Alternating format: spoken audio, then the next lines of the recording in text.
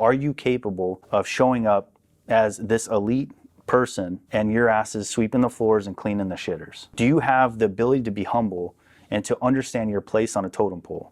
Do you understand that you don't know anything? Can you embrace that? And so it says a lot about who you are when you are able to embrace these rituals because you know that it adds to the overall bond.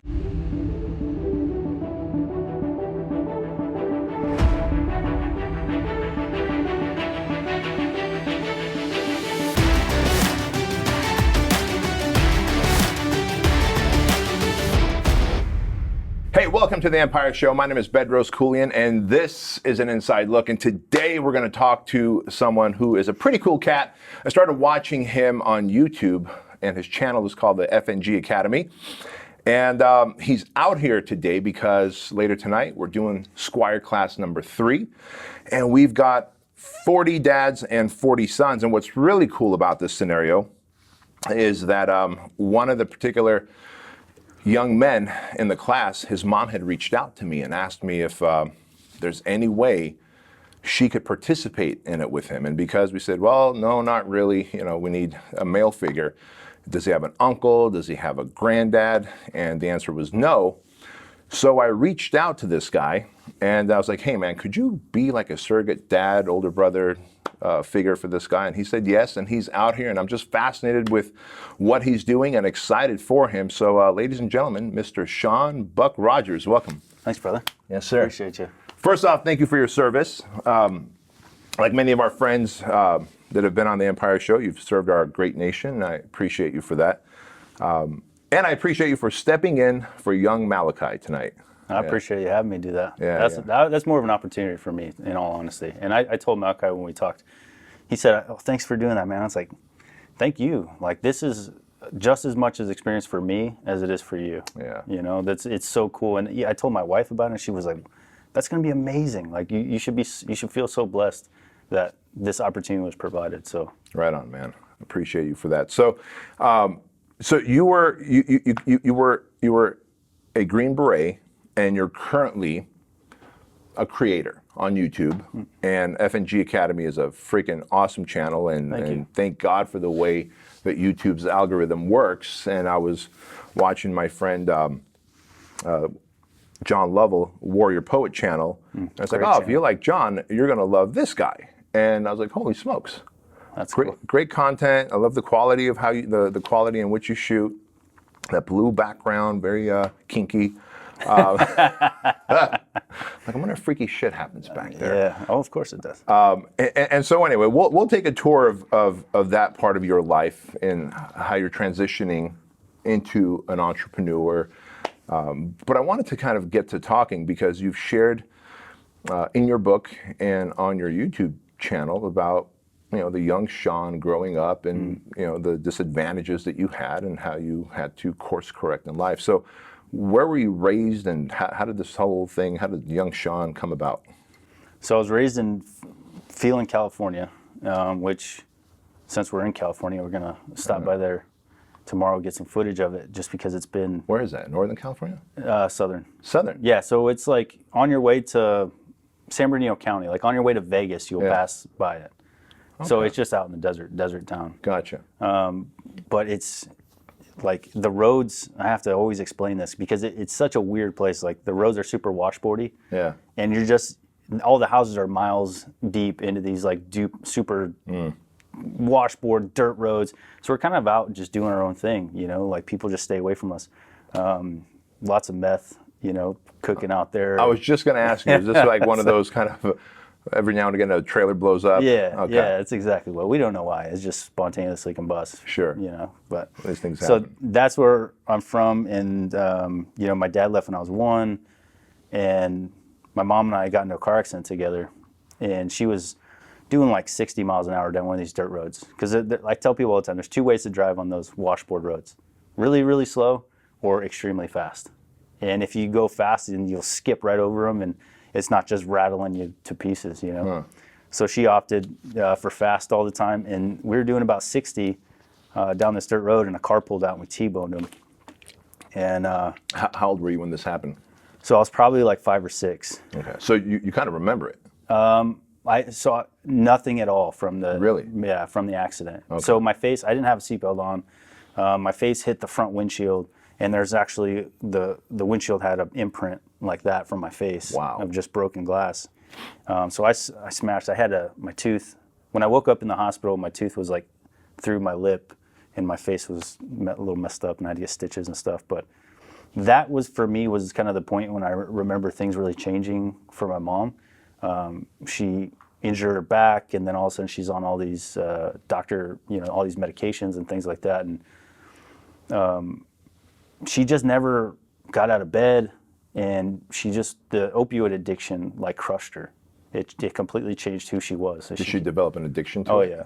Gotcha. Yeah, I mean, I've been standing in doctors' offices with them arguing at each other, and like him telling her to get out, or he's gonna call the police. And then we would go to different doctors' offices and do that until I watched doctors like legitimately get so tired of dealing with her that they would just write her prescription to get rid of her.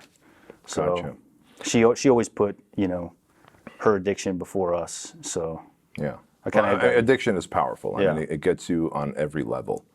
Has she ever tried getting off those opioids? not that I'm aware of. Okay. I think one of the hardest things for her, throughout her life is that she adopted the victim mentality. Yeah. And so it's always someone else's fault. If my dad only paid child support, if this didn't happen or if that didn't happen, it's just always on somebody else. And unfortunately, until she learns to stop doing that and take some responsibility, she's just going to be stuck in the same cycle. And Sure.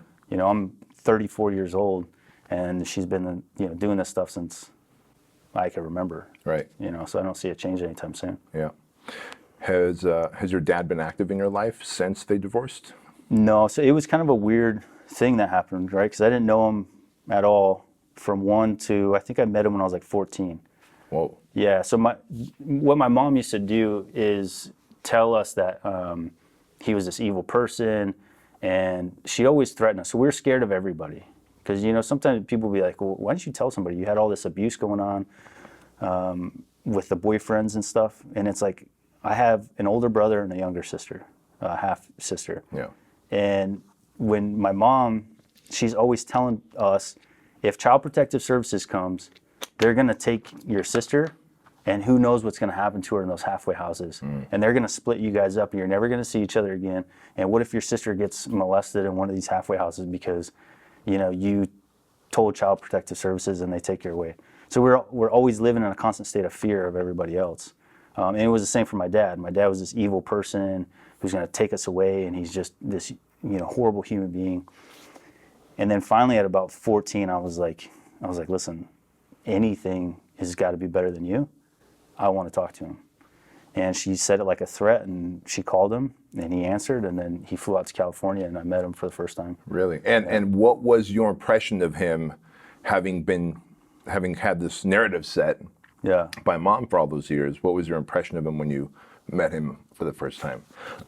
I liked him. I respected him a lot. He was a successful business owner. I mean, he had a restaurant out in New York, Fredonia, New York, and it was just this cool place. We ended up going and visiting him, and it was wild, to grow up so poor, and then to know that, and like, you start to feel that your lineage is just this poverty and shit, basically, right? Like, I'm just this white trash kid, and everyone looks down on me because I have no money and I'm dirty, and to then all of a sudden, like, this is my dad, and he has a restaurant, and people are respecting him and like treating him like he's this hot shot. I'm like, what's happening? But it felt really good. It was like, it felt for the first time that I could be proud of, a parent. Yeah. And so I thought that was a cool experience. Did that do anything for your self-esteem once you realized, hey, my dad's somebody that's respected? Yes. It felt like, okay, which is weird, right? You think that, it's on you. Like, your life is on you. You have a new start, but you really do pull a lot of that from your parents. And to watch my mom just do terrible things to people and to always act in this horrible way, it made me feel like, I don't come from anything, so how could I produce something better than myself? And then to see him, it was in my head as a youngster, like, I do have some success lineage, you know, and so I do have that in me, and I could do better than what she's doing. Yeah, that right there, what you're saying, man, and what you're sharing is massively powerful, because oftentimes people accept the narrative that's put on them by their mom or by the kids who bully them, or whoever, maybe grandparents, you know, adopted them, and so grandparents say, you know, your mom and your dad were deadbeats, whatever, and we've seen all that, and this becomes almost like a blueprint. Well, if I come from a group of losers, or if I just have this, I'm only meant to be white trash or druggy or a loser, you begin to act it out. You almost begin to then unfold that blueprint in your life. Oh yeah. And then all of a sudden you meet someone and you're like, holy crap, like I come from someone who's respected, someone who was able to create his own personal economy. Wait a minute, maybe I have that in me as well. Absolutely. I might have this, but I also have that. Right. Yeah. So that's a powerful thing. Do you have a relationship with your dad now? So that was a weird thing. So I ended up deciding after visiting him, I was like, this is a way better life, you know, because my mom, her boyfriends were nuts. Like at one point, you know, I watched her get her head slammed into a wall so hard I thought he killed her. Holy smokes. She was out. How is she, this is, you know, I'm asking you in hindsight. Yeah. How is it that she, because you said her boyfriends, plural, so I'm guessing there was a pattern of shitty men coming through Yes. into your life, your sister's life, your older brother's life. Looking back, how do you think that she was picking her men? Just whoever crossed her path. It's just like within that, you know, shitstorm that she's creating, other people who are drawn to that drama, you know, they find comfort in it, and it's Sure. like these like-minded people just connect. So relatable people who are addicts, Absolutely. people who have lower standards of expectations of themselves, Right. right? Like attracts like. You know, because one of them was an alcoholic, one of them was, you know, meth.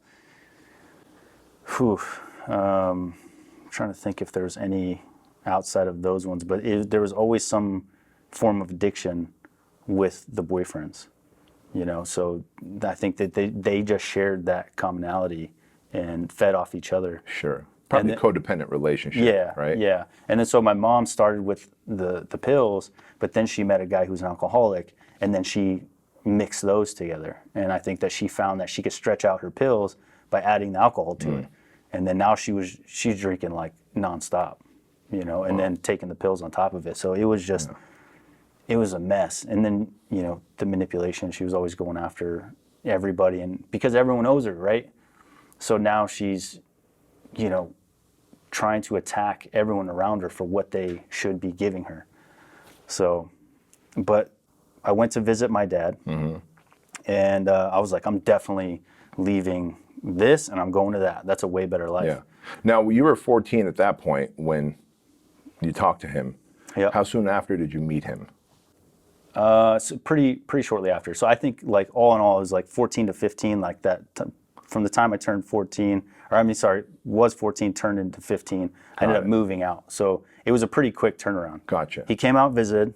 He's like, you guys need to come to New York and see how we live. And I was like, let's do it. Yeah. I went to New York, and we're sitting on the front porch, and I'll never forget it. Even though I was 14 or 15, he hands me a glass of whiskey and gives me a cigar.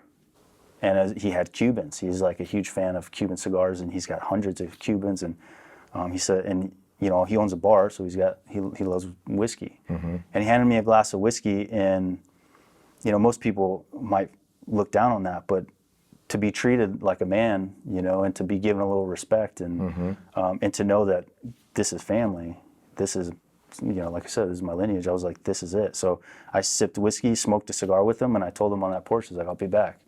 I don't know how I'm going to get back, because obviously my mom's not going to let me go, but I'm going to figure this out. I'm going to get back here. And so that's what I did.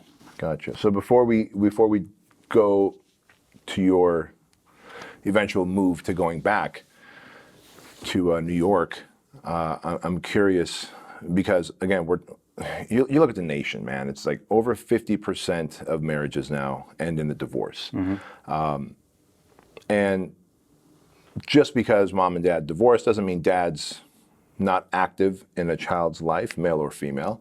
But the odds are they're not there on a day-to-day to influence. Right. Right? And then you look at of the other 50% that are still together, those dads, most of them, from just what I could tell anecdotally, seem pretty checked out. Checked out, into their own shit, screen sucking on social media.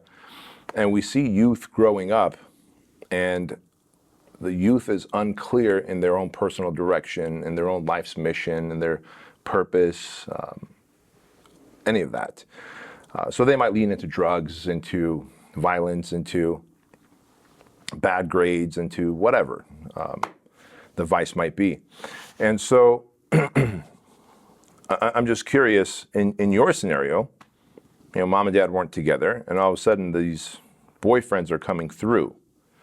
And you're seeing one boyfriend, you said, smash mom's head so hard into a counter. What was it? Yeah, he slammed her into a wall, and then her head bounced off the wall, and she just collapsed. I thought. Like, what's running through your mind as you're seeing this? I thought honestly that he was gonna kill her. If not right then, if it didn't just happen, I could see it in his face that was his intention when he got that drunk. Yeah. Was he disconnected from her being a person. Wow. She was an annoyance to him. And obviously she's, you know, they're every Sunday. So in that household, every Sunday was the same. They'd have a barbecue and he'd start blaring Tom Petty, the best of Tom Petty. Yeah. And God, Tom Petty's so good, but I can't listen to it I was anymore. gonna say, good choice of music, but it's probably I can't do it for it. Yeah. So he'd start blaring Tom Petty, it'd be noon, and they start drinking. And at first you're like, and he's cooking, I was like, this is a new cool thing. Her new boyfriend, maybe not so bad. We're doing barbecues like normal people. Yeah. And then by 5 o'clock, 6 o'clock, they're hammered.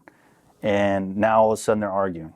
Then plates are being thrown at each other. Then tables are getting flipped. Jesus. And then they just keep drinking through these fights. And it just keeps escalating and escalating. So you try to stay away, you know, stay in your room, lock the door. And then you could just hear like the house being destroyed, you know, and them like fighting each other. And then at some point you feel, and this is kind of a sad realization that I literally just had, which it just sucks, is that as a kid, you know, whether it was happened so many years, 10, 11, 12, you feel all of a sudden and realize that you are the most aware, conscious person in the room. You are the only one that is maintaining any level of normalcy or you know, so you feel obligated to go out and try to stop the constant progression of this fighting, or at least intervene from him killing my mom. Mm-hmm. So we would go out and try to get involved. And in this particular instance, she was going to leave and she was smashed. So he was like, "You're not going to drive." So he tells my brother, he's like, "Take her keys and throw them outside." So me and my brother are both like just trying to get them to stop fighting. We obviously don't want her to go, you know, drive right now and crash her car. So my brother throws the keys and she goes, "I'll just go find him." And she goes to push past him to go outside and he just grabs her and then slams her. Boom. And her head bounces off the wall. She hits the ground and her eyes just roll back in her head. And I look at my brother and I was like, "She's dead, dude." And we start shaking her. She won't wake up. And I look up at him and he just looks at her like he doesn't care at all. It was like, he was almost like he was happy about it. And he looks at her and then he just, with disgust, and he just turns and walks away. Mm. And she's still unconscious. So we're, you know, trying to wake her up. And then luckily she came to, but that was a moment when I was like, this guy's going to kill her. And how old were you in that moment? Dates are tough for me because I really blacked out a lot of that, but I was probably like 10 to 12. Yeah, yeah. And that's a time when our brains are still forming. And you begin to, I'm guessing you were always walking on eggshells, waiting for the next shoe to drop, and always in a state of fight or flight. Yes. Because I can relate to that. I didn't have a slew of boyfriends coming through my parents' house. My dad was just angry when we first came to the United States, and because things weren't unfolding the way we thought they would. So I can remember actually having to make sure my feet, I would wear socks that would slide easier on the linoleum floors at one of the Section 8 housings we lived in.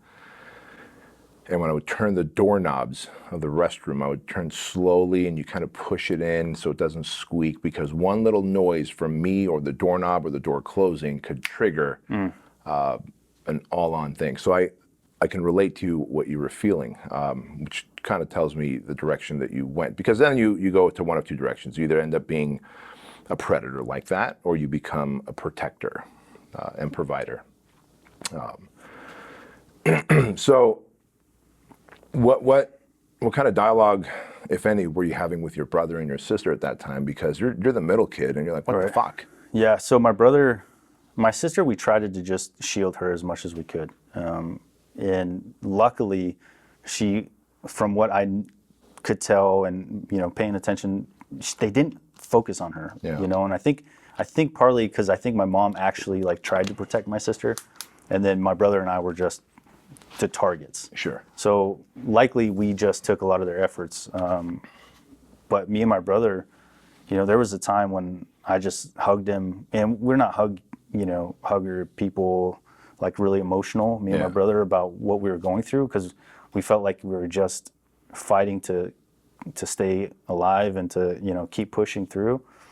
But there's one time when we're at another boyfriend's house, and I just hugged him and started crying, and he's like, I got it, I got you.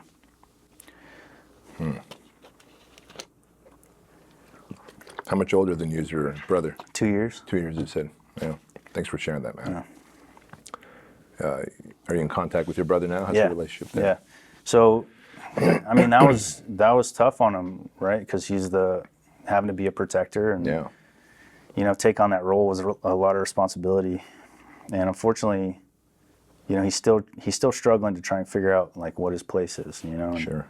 I think from the best that I could tell, if I had to sit him down and tell him what I think is kind of troubling him a little bit, not that he's doing bad. He's working really hard. He just got into mixed martial arts to try and offload some of his aggression and his frustrations. But what I just think that his desire to protect us, eventually we didn't need protecting anymore. And I kind of felt like he found people that did. And so he kind of always had himself involved in relationships where people were tripping and falling, and he would always, I got to be there for this person. Oh, they need me. Sure. And then they just kind of kept him in this, stagnant state, and he never really figured out how to move forward. There's a lot of truth to that. You actually nailed it. And what ends up happening is what happens in our formidable years when we're young and we realize, okay, I guess this is what I'm supposed to do. This is what I did. I had to protect my younger brother, younger sister, and my mom the best I could, look after them. And when you guys move on, his sense of purpose begins to diminish. And so you go and you look for, literally might end up finding another addictive person who's got a turbulent life that's unpredictable, etc., so that you're always the man on the white horse galloping in to save the day. It creates a pattern. And it's interesting because probably from the outside, you see it, you notice it. I'm curious whether he's caught on to that. Have you ever shared that with him? Hey, I think this is what might be going on. I put it in the book. Yeah. Hopefully he read it. Hopefully, and I think he read it. He told me he read it, but it's still that part. Our relationship right now is a little bit strange because we're brothers. We love each other. We have a good relationship, but at the same time, this, what I'm doing with my life, especially now because it's talking about our past and it's bringing all that back up, and then it's polarizing us a little bit. Yeah. And so it makes it tough because before, when we were together, fighting, because we would fight. When we started, hitting 15, 16, I would go out and visit, and we'll let loose. Someone badmouthed my brother, then we're throwing hands, and we're getting into some serious fights. There were points that I've seen people at parties we were at, and my brother would walk out, and I was like, "Where are you going?" And there would be a fight, and a dude got hit and passed out, got knocked out. Yeah. He ruptured his spleen. He almost dies. The cops get called. The owner goes to kick some of the people because these are just feeling people. I mean, there's a lot of gangs. People don't play around, you know. And the owner of the house goes to kick out everybody of the party. Well, some of the guys at the party didn't like to get kicked out, so they start jumping him and they're stomping his face. Holy smokes! You know, and I saw like the lights from the cop car hit his face, like when they finally broke up. Couldn't even recognize him anymore. So. But I guess what I was getting at is when we were doing that together, like we were both kind of in unison about our direction. And so we had so much more in common.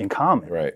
And we were fighting together, you know? Yeah. And now it's like, my path is just going off on this direction that it's almost hard to have that connection as much as we used to. Things aren't as relatable. Yeah. Right? Yeah. Yeah. And that's normal. I think our viewers know this. I'm not the most Bible-ish type of person, but in the Bible they call that, maybe at one point you guys were equally yoked, and now you're not. And that's no fault of your own. You've chosen to take one path, and he's chosen to take or stay on another. And that happens. And I can tell you from personal experience, life comes to us in phases, and just, you know, it's just a phase of life. But as you're now talking about and unearthing all this on your YouTube channel and in your book, I could see how that might create some tension, some polarizing effect in your relationship with your brother.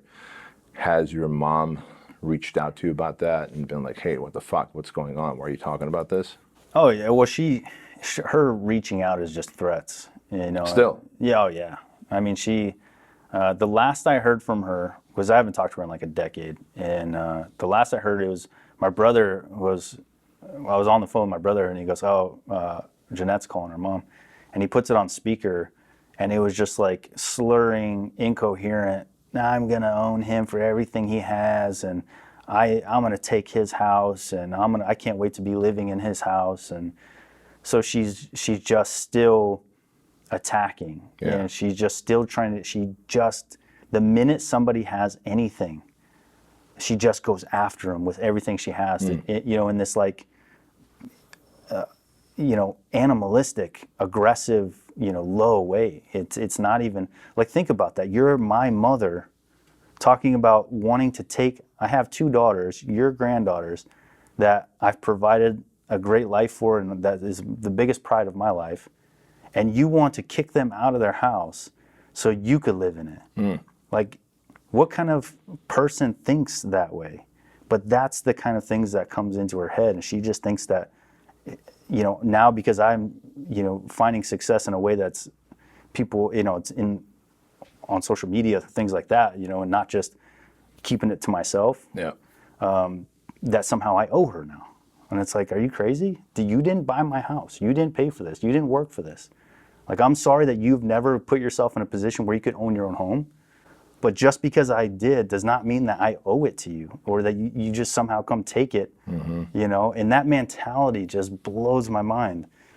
But you see it so often. People they just love being victims. Yeah, it's prevalent. Well, because being a victim is celebrated now, especially now in 2020, 2021.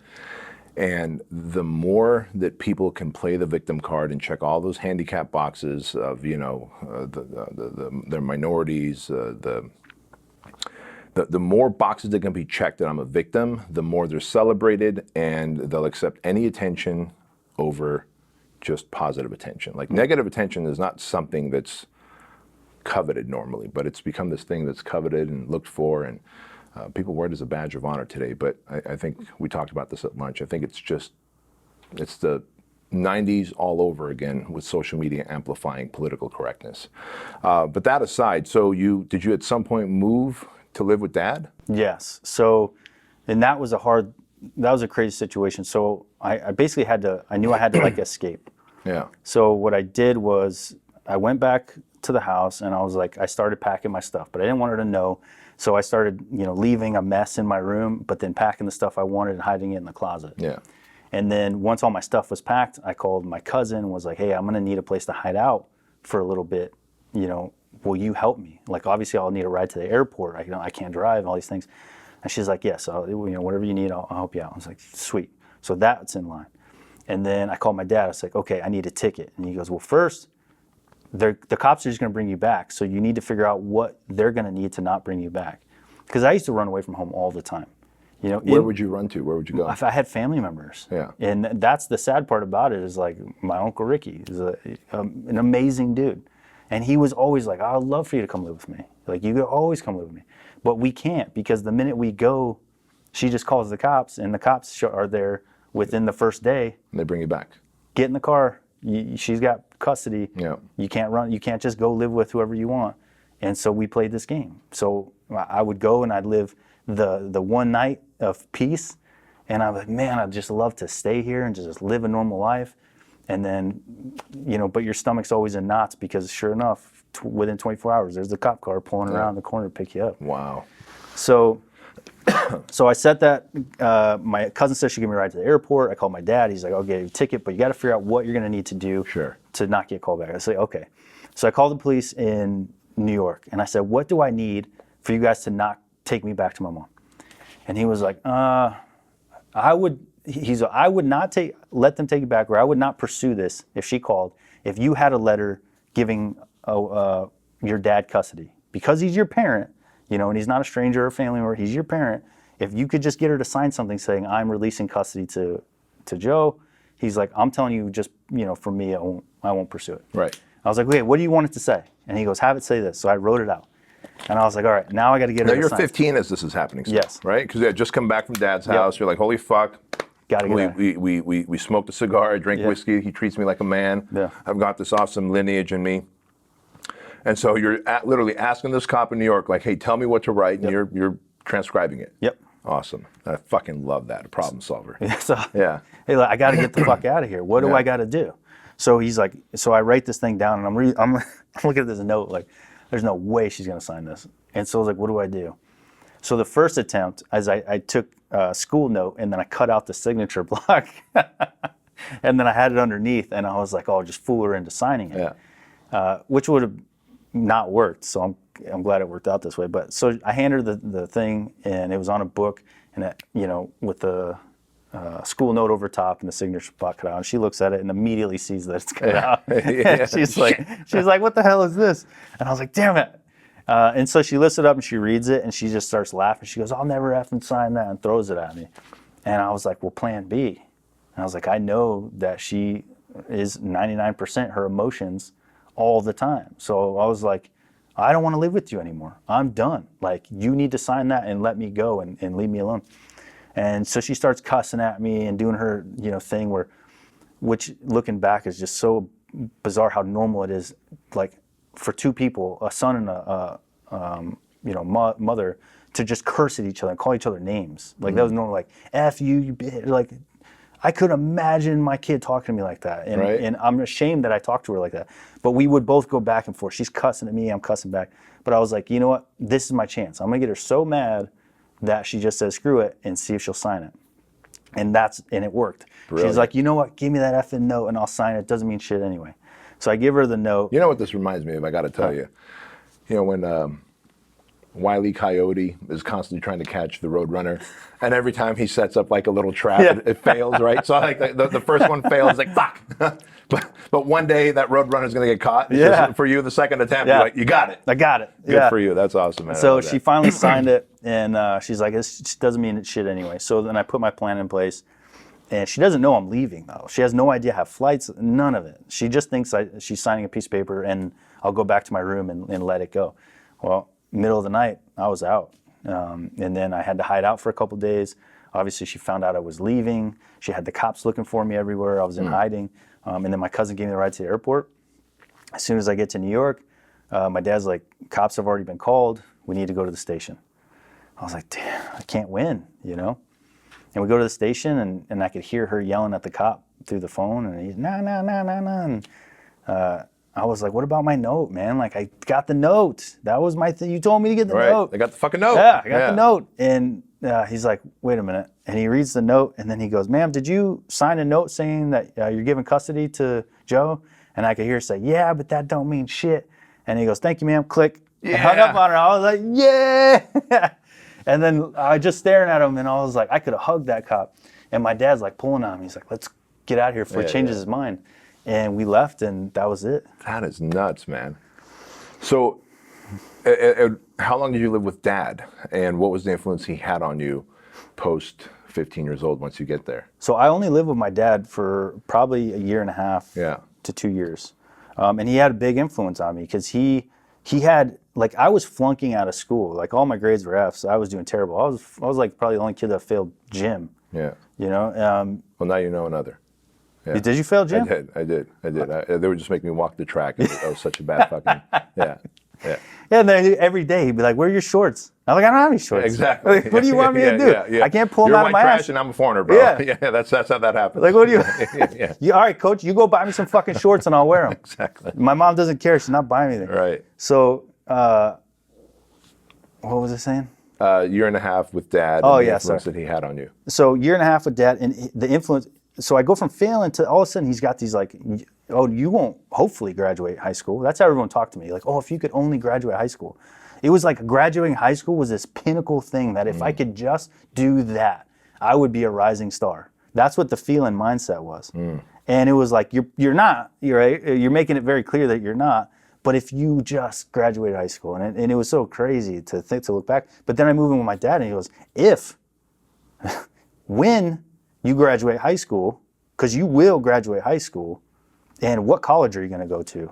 You better figure this shit out now. And I was like, he spoke with such like confidence and definiteness. Like, you will. Like, there's no question. If you're going to live in this house, like, these are what normal people do. What a difference in the way your dad spoke to you, with confidence, being so definite, conviction, versus the kind of explosive, emotionally reactive way that Mom spoke to you. Like, the bar was set low. Right. It feeling, and then Dad's like, "What do you mean if, dude? It's when, and then what's next is college. So you better start figuring that out." Right. Was that a just complete like, holy fuck, man? Maybe if he has this much confidence in me, then maybe I can do it, or was it like, oh, he's out of his mind? No, he normalized it. He normalized it, and that was it was mind blowing for me because my mind says I can't graduate high school. I'm not good at classes. I'm not good at this. And then when he said, "No, you will," it changed my mindset to, it doesn't matter if I'm good at it. I have to do it because he expects me to. And quite frankly, he's a terrifying dude. Like, he's a burly dude. His anger is beyond, I'm an angry person. His anger is insane. You know, at the bar, one of his bar managers pissed him off and like they had a Christmas party or some kind of party. He drank the alcohol and didn't pay for it.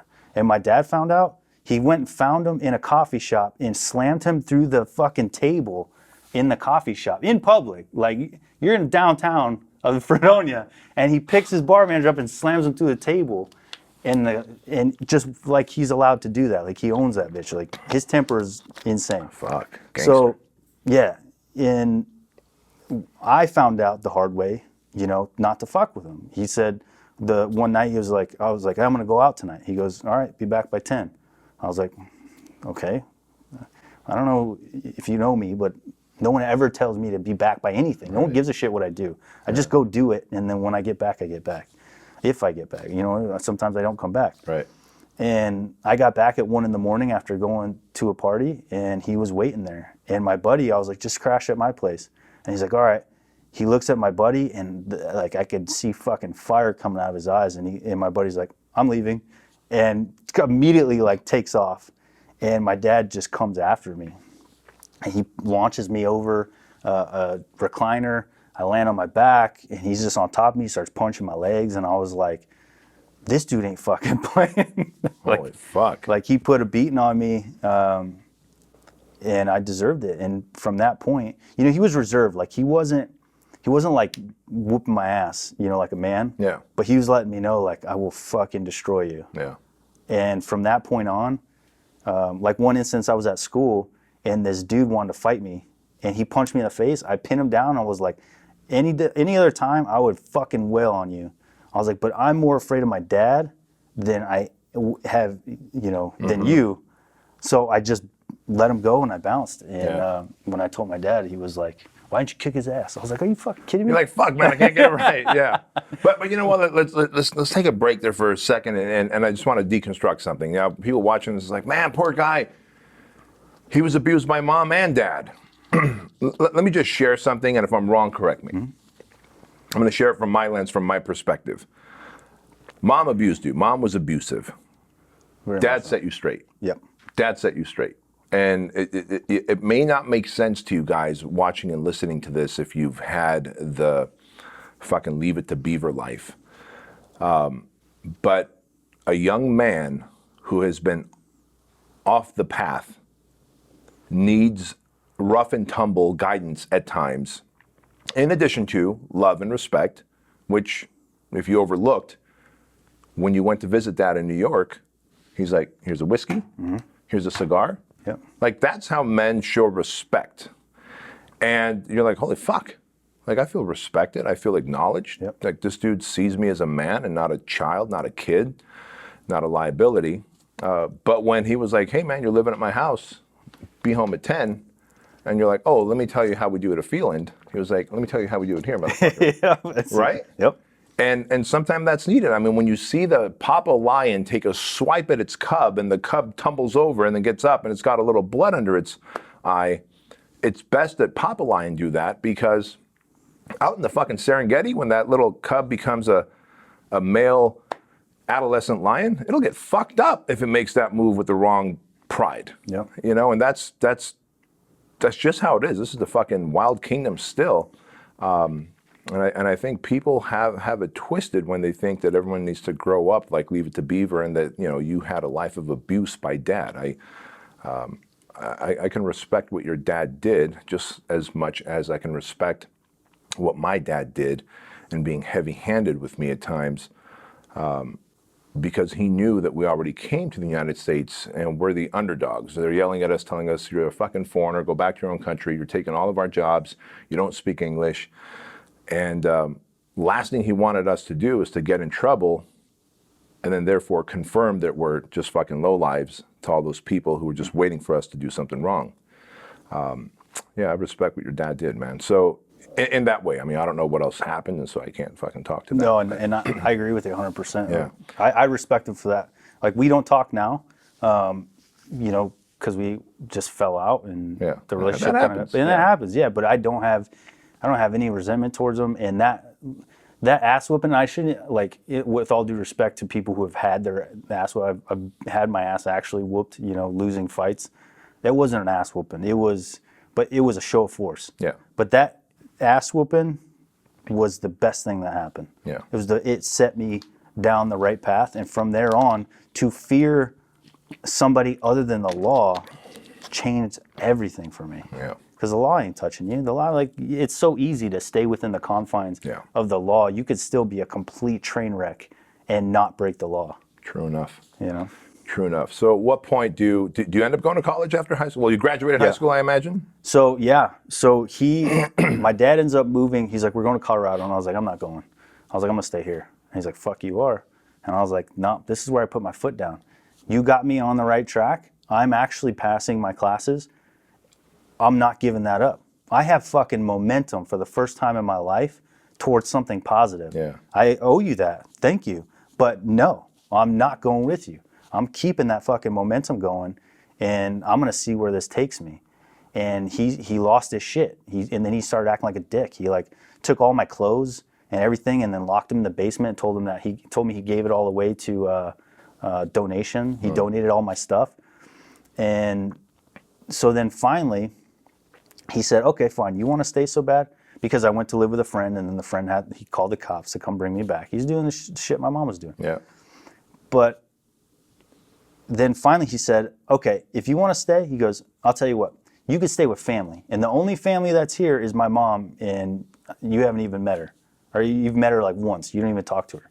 And I don't even think she'll let you stay there. And I was like, if that's the deal, okay.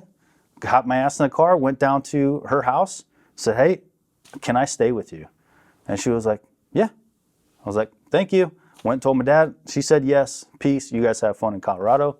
And as soon as he left, I went and stayed with my friends, because she was like 30 minutes from my school. Right. And I was like, I can't commute like that, you know? So I went and stayed with my friends, and their senior year, they're chilling because they actually did good in school. And my senior year, I have 1 day of, if I miss, I fail. All my classes are like barely passing, so I'm trying to come back. Yeah. So my senior year, they're partying, I'm fucking buckling down. I'm working. And I graduated, and I had no family there, and it was awesome. The only person that was there was my girlfriend. My girlfriend at the time brought her parents to make it look like somebody came to watch me graduate. That's awesome, man. So, but I was like, I did it, you know? Yeah. On my own. I don't need you to hold my hand. I got it. Let me share something with the audience here. You guys see a pattern here of, one, never taking the victim stance, and two, constantly solving problems. Getting on the phone with the cops in New York saying, what exactly do I need so that you guys don't take me back to Southern California? And they're like, well, if your mom signed a note, you're like, what exactly does the fucking note need to say? Yeah. And you're transcribing it. And then your dad's like, hey, we're going to Colorado.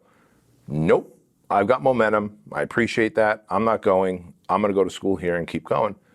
And he's like, well, that's only going to happen if grandma, who doesn't even know you, you've seen once, takes you in and jump in the car. You go get the confirmation from grandma, come back, tell dad.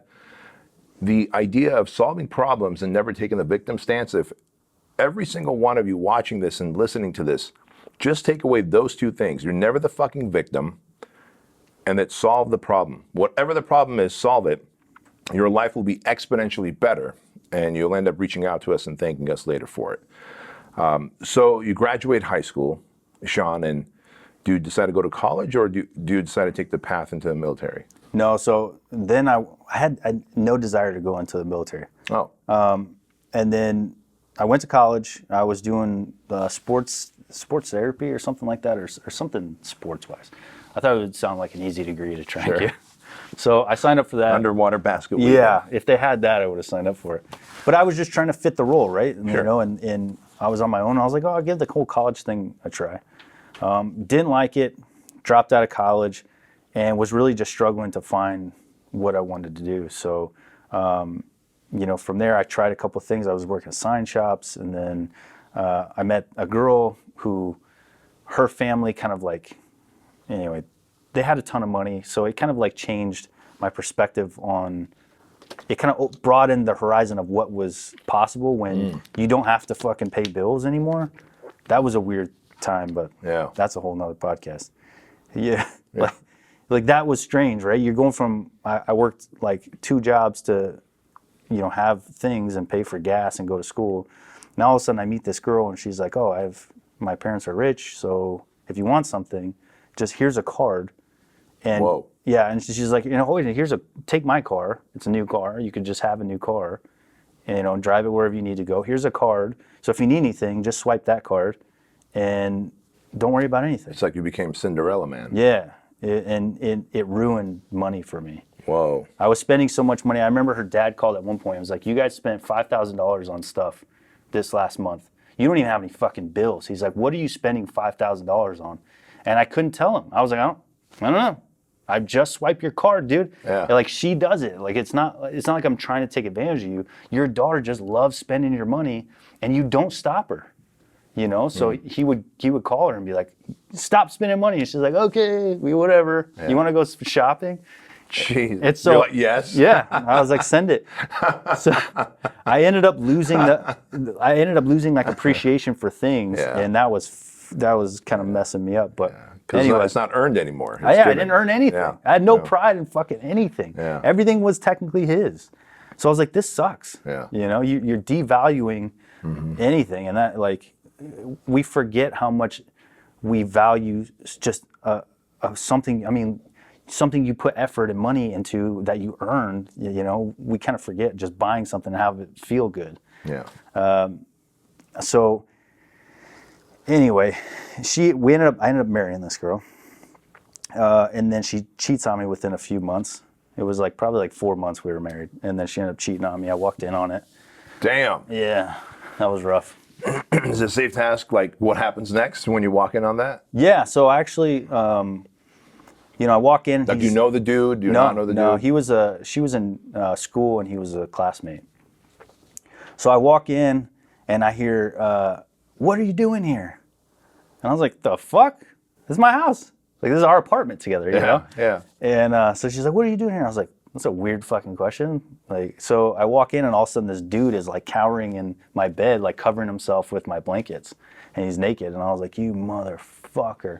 So I just lose it and I start punching the pictures of us. And I'm just, all I could do is scream, she's married, and punch all the pictures. And then I look down at my Xbox as I'm punching things, and he's got a different game in my Xbox. That's personal. Yeah, that's what pissed me off. Yeah, that's like, personal. Listen, you know, you take the wife. Yeah. Don't touch my fucking Xbox. Yeah. You know what I mean? It's fucking around. Yeah, you took it too far. Yeah. So that pissed me off. So I punched the TV through the wall, and I'm just screaming like, "You touched my fucking Xbox!" If there was cameras on the wall, I would love that footage. I got to tell you. And we're so fucking irrational as men. Yeah, like right. I can find other pussy, but I have the fucking game in there. Yeah. Don't fuck with my Don't shit. touch my shit. Like, what if you saved over my shit? And so then that's when my mind started shifting. I started getting a little darker with it, and I looked at the butcher block full of knives. Oh, at first, and then I saw a glass handle of vodka he brought, and I thought, you cheap fuck. So I grabbed the glass handle of vodka and threw it at his head. And then I looked at the butcher block of knives, and I was like, she's like, I'm calling the cops. Once I threw that, she's like, I'm calling the cops. So I was like, I got two options here. I was like, I can grab one of those knives, and I could really fucking go to town and, you know, take this all the way. Mm-hmm. I was like, or I could just call it is what it is and walk out the door. So I did that. I got in the car and Good move. I drove 100 miles an hour, like as fast as the car I can get going down the highway. And I just remember screaming like as loud as I could into the steering wheel. I felt like I could almost, if I could just scream myself awake, then I would snap out of this reality. And it didn't really happen. Yeah. Yeah. And then I was hoping I either crashed or the cops would get me and just save me from myself because I was losing it. Yeah. How old were you when this was happening now? So I was probably like 21, 22 at the time. Yeah. Yeah. And so what happens next in your life? So from there, the money goes away, and which felt great. You wouldn't think, you know, money getting out of your So life. it's like instant divorce. Yes. Okay. So because they had so much money, I think her father was worried I was going to come after it. Yeah. He didn't know me very well apparently, so I didn't want her money. Yeah. So he just made the divorce happen. I never signed anything. I didn't have to do anything. It was just like one day I got divorce papers. So when you have good lawyers, Yeah. shit moves quickly. Yeah. So I was divorced, and then I had to rebuild. So now I'm this 22-year-old man, and I have no idea what finances look like. I don't know how to manage money. My credit score is like fucking maxed out because he pays all my fucking bills all the time. Like I don't know how to manage money anymore. So I maxed out credit cards, all my credit cards because I'm trying to live, and I have no job, like real job. You know, I don't know what to do. My credit takes a dump. I couldn't even eat anymore because I was like, I remember the last trip to Subway trying to get sandwiches, and I swiped the card and she's like, yeah, sorry, decline. Jeez. So then I go to the gas station and I grab, this is kind of the low point, was when I grabbed that, 99-cent bag of mixed nuts that they had. And I was like, hopefully this goes through. I don't know how overdrawn it is. So I'm trying to squeeze in something to eat with whatever's left on my card. And that was the moment when I was like, I gotta fix my shit. I gotta get my shit together. Gotcha. Now it's my time to fucking, make it better. So in the project, I talk about a significant life event. I go, if you're here at the project, there's probably a significant life event that's taken place that's brought you here. And there's always that rock bottom, that event, that experience. And for you, it was that. You're like, I got to get my shit together. Yeah. And so what does that start looking like when you have that internal dialogue? And what do you do the next minute or the next day? So from there, I was like you said, problem solve. Okay, so I need to make something. I need a career. I need something I'd be proud of. So I was like, what would I be proud of? What would I be happy doing? I was like, firefighter. That would be fun. So I signed up. What do I got to do to be a firefighter in California? It said, I went on the website. It said, do this, all these classes. And then once you're done with all these classes, you could sign up for the fire academy. And then if you get accepted, you go to the fire academy, then you can get a job as a firefighter. I thought, okay. So I signed up for all those classes. Yeah. So when I started taking all these classes, I'm in a uniform. I feel good. I'm knocking this stuff out. It's like, this feels great. And so I'm just crushing all these classes off the list. The last one I needed to get was EMT school. So I signed up for EMT school, and this guy that we share rides to go back and forth to split gas. Well, someone in the class, I don't know, they were like button heads or something. I don't know what happened between them, but he's like 120 pounds soaking wet. And he's like, dude, the dude in the front is like, wants to fight me. I was like, why would he want to fight you? It's kind of random. Yeah, and I was like, no, he doesn't, man. So I get up to go throw my gum out, and I throw my gum out in the front of the class, and I go to walk back, and I look at the guy, and he's in the front row to the left. I look at him, make eye contact just to see like who, what, you know. And I look at him, and he goes, the fuck do you want? And I was like, he's not playing. This guy just wants to fight people. Yeah. This is for real. Yeah. So I was like, all right. And I was like, well, better me than him. I was like, you're not going to just beat on this kid, you know, and which is just a justification for me to get into a fight. So I was like, all right, I'll see a break. If you want to fight, we fight. So I thought it was too cool for school, so I wore Crocs instead of boots like we were, you know, for the uniform. So I said, I told my buddy, I said, what size shoe do you wear? And he's like, a 9. And I was like, perfect, me too. I was like, give me your boots. I'm not fighting in Crocs. So I put his boots on, went outside, and like an idiot, I take my shirt off. What a stupid move. But in school one time, I actually had somebody do the hockey move on me. Yeah. And that messed me up. And so since then I just took my shirt off. So let me guess that he took advantage of that moment. No, okay. So I had it off before, but then he did this weird thing. I don't know what he was trying to do. He put his nose, like he's like trying to face to face me, but he's a tall guy. Yeah. His nose touched my forehead. And I was like, that's gross, dude. Like, what are you doing? So then I just headbutted him in the nose. Like, if you're gonna put it there, like you're almost just begging for it, you know? So I headbutted his nose, and he starts gushing blood. And then I guess he was dating this girl in the class. She starts screaming. Oh, God. So this brings the teacher out. And this is where my shirt mistake happened, because now the teacher, obviously the guy with no shirt, made the bloody guy, you know what I mean? So she's like, you guys are suspended. Jeez. And I was like, that was a moment for me when I was like, I have to stop getting in my own way. Because I kept deciding to do good, and I would start down a good path, but then my habits and my behaviors would fuck it all up, and I kept ruining opportunities for myself. Jesus. So that was the very next day I walked into the recruiter's office. Were you aware of it in that moment, like, I'm self-sabotaging right now, or is this in hindsight now you're aware of it? Hindsight. In the moment, I'm like, what's wrong with the lunch scrap? Right. You know, my mind justified that as like a normal thing. I mean, he is the one that started. He said, hey, what the fuck are you looking at? We could have a little lunch. And the dude was, I mean, he was a down dude. He wasn't trying to snitch on me or nothing. He was like, listen, we agreed to fight each other. He told the teacher it was an accident. He just accidentally like bumped me. I said it was an accident. So he wasn't being a douche or anything. It was just two dudes trying to scrap at lunch. But it made me realize that I can't just keep living. Just because I think this is acceptable behavior does not mean that society is going to find that acceptable. Right. Embrace that. Right. Yeah. So, funny tangent. I can respect the whole, like, asking your buddy what size shoes he wears and changing out of your Crocs. Several years ago, my wife and I, we take the kids to Hawaii every year. We just started, I don't know, like 11 years ago. Nice.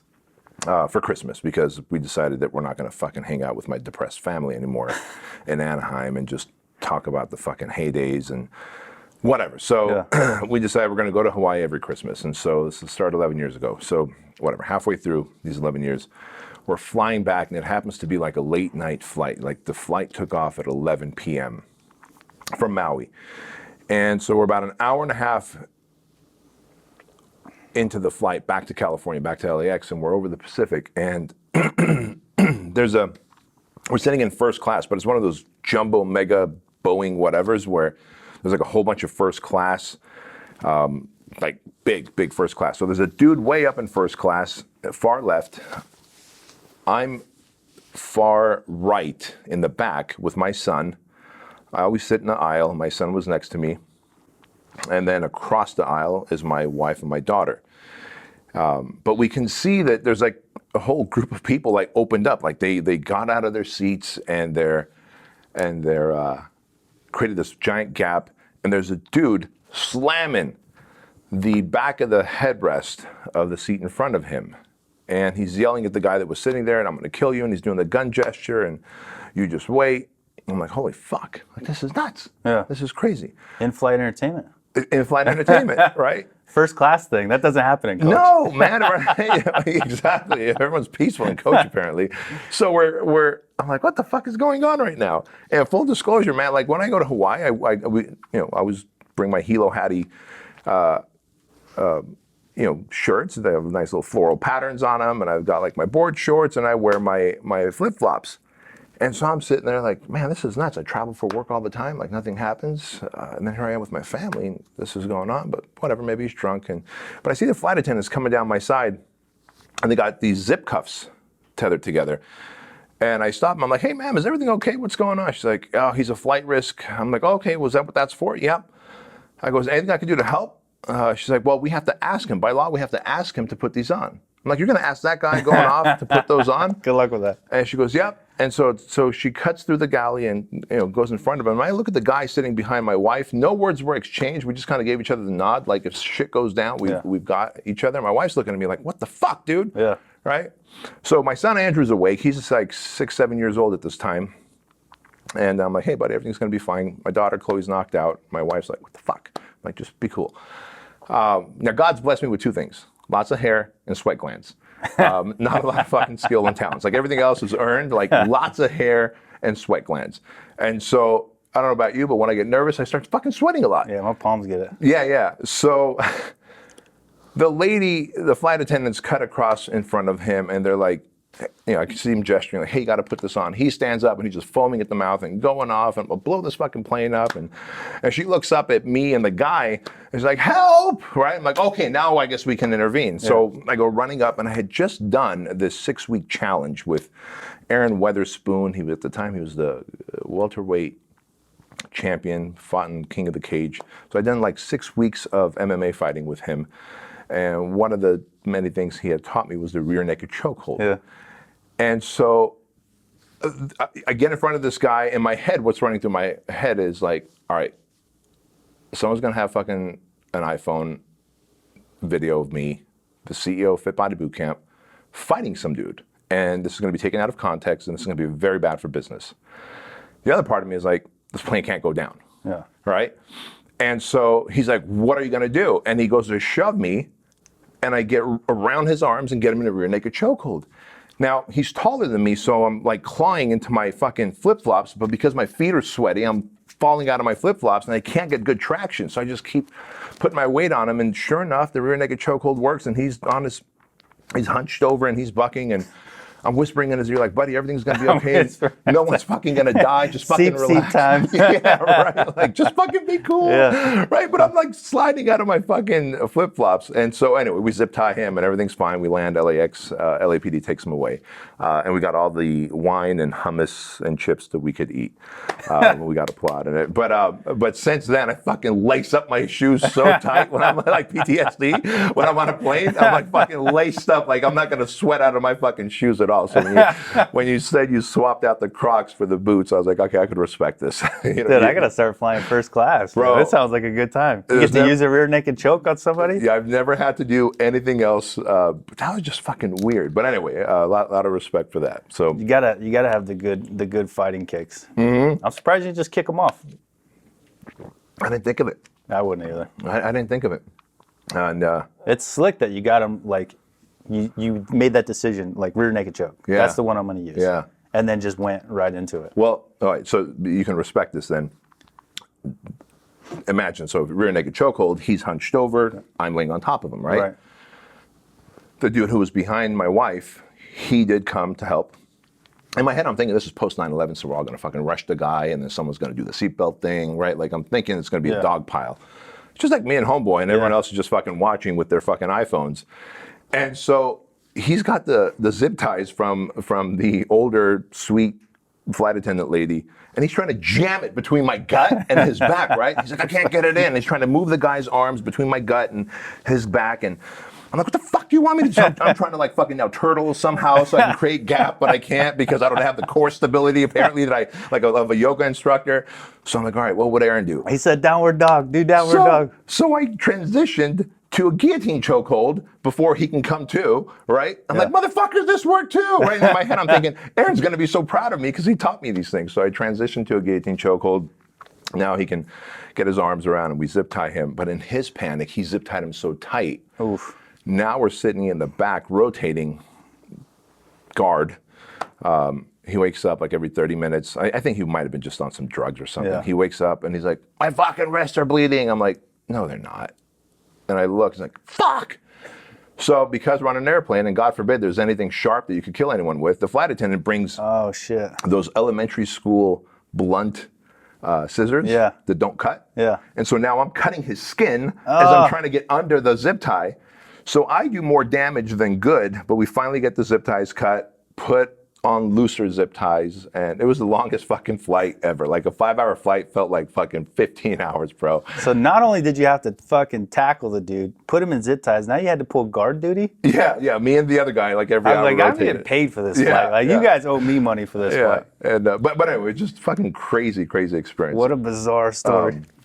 So at this point, You did a BJJ instructional. You should have just told him record, and then you could have kept switching to different that's true. moves. Look at this. Look at that. Look Shit at this. works. I only had Told like 3 things in my repertoire, so I had already done like You already 2/3 of my did 2 shit. of them. Yeah. It would have been like one YouTube video and that's it.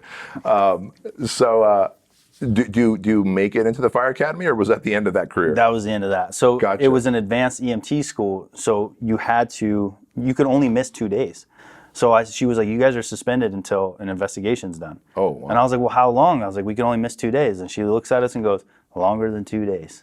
And I was like, oh, there's the goes cue. that. Yeah. So I'm pissed at myself. I knew I just screwed up another opportunity. And then I was like, you know what? I'm rough around the edges. I need help. You know, I need to tighten this up. I don't know how to do that, but I feel like the Army could help. So that's what I did. The very next morning, I walked in the recruiter's office and was like, hey, man, I want to be a Ranger. So if you can just go ahead and give me that contract, that'd be cool. Thank you. Thank you very much. And he was like, I was in there for like 5 minutes, which should have been a cue that, you know, this guy is just like, that was the best thing that ever Like an happened. easy sell, Like, yeah. easy sell. I didn't have to sell him anything. He goes, come back tomorrow morning and I'll see what kind of contract I got for you. And I was like, sweet. And I just like, all I knew was that Rangers were high speed, so I wanted to be a Ranger. So I came back the next morning and I was like, what do you got? He goes, good news and bad news. And I was like, all right. He said, I got you the Ranger contract, so you go Airborne Ranger. I was like, I don't care. That's all I wanted. And he goes, bad news is, he's like, you're not infantry yet. He's like, they didn't have any spots for infantry. You got to be a cook. And I was like, an Airborne Ranger cook? I was like, that's a thing? Like, why would you make a cook a Ranger? Like, I don't even understand this whole military thing. And I was like, well, how long do I got to do that for?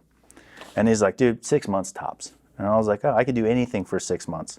But I'll be a Ranger? Because all I knew was that Rangers were high speed. So to me, knowing zero about the military is like, I don't know, maybe I cook for 6 months and then I just go over here and start doing combat or something. Sure, makes sense. Yeah, whatever. I don't fucking know. I was in that office for like 5 minutes. I did no research. Right. And I was like, listen, if I have to cook food for guys in the military for a while, I'll do it. Whatever I got to do. As long as they call me a Ranger and I get to go through that training, because that sounds really cool. And he's like, and all I heard, there's an actual Ranger, like Ranger Tab, Ranger Scroll guy, recruiter in the back. And all I could hear him say is, you're going to be a cow killer. And I was like, the fuck is that? A cow killer? Cook. So I signed a cook contract, and that's how I started my military career. No kidding. A Ranger cook contract. So how do you become a Green Beret then? So- like what was the progression there? Yeah, so I went to Ranger selection. I busted my ankle on a ruck run, real bad. Yeah. So rolled it. Dick Couch, the author, was doing a book on our class, so they really ramped shit up. Got it. Like Ranger selection, as hard as it is, but like they were fucking turned them evil. Yeah. Right. So, but it wasn't them. You know, I made a lot of mistakes, and that's how I broke my ankle. Sure. But so I rolled my ankle real bad. I got Achilles tendonitis. It turned black. I couldn't get my boot off. And so I come limping down the stairs, and he looks at my ankle, and he's like, oh, shit. He's like, you're done. And so they called me in. They're like, hey, man, you know, you're the kind of guy we're looking for. He's like, so when you're healed up, come back. And I was like, okay, I appreciate that. So then I went to Bamberg, Germany for 173rd Airborne Unit, and got put in a DFAC to cook. And I was like, this is not what I signed up for.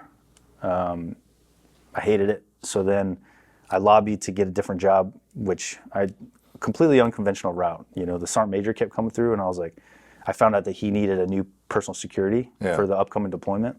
So I just went straight. I was a private, and I was like, "Hey, Sergeant Major, I want to be your security for the deployment. Like, I need to get the fuck out of this." Now, are you saying this from the other side of the counter? Yes.